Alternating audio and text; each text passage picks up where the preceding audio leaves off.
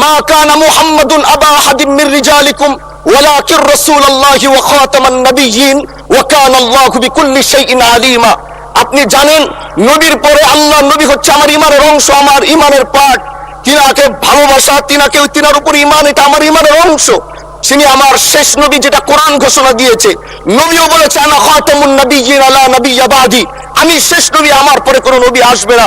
কিন্তু মাননীয় স্পিকার, দুঃখের সাথে বলতে হয়, বাংলাদেশের এরকম একটি পার্ট রয়েছে, যেই পার্টের এক অংশ মানুষ তারা নবীকে অস্বীকার করে, তারা মুসলমান দাবি করে।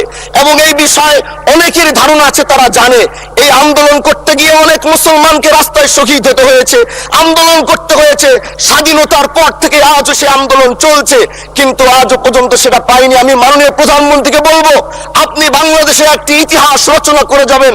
আপনার মাধ্যমে যদি এটা স্বীকৃতি পায়, যারা নবীকে অস্বীকার করে তারা কোনোদিন মুসলমান থাকতে পারে না।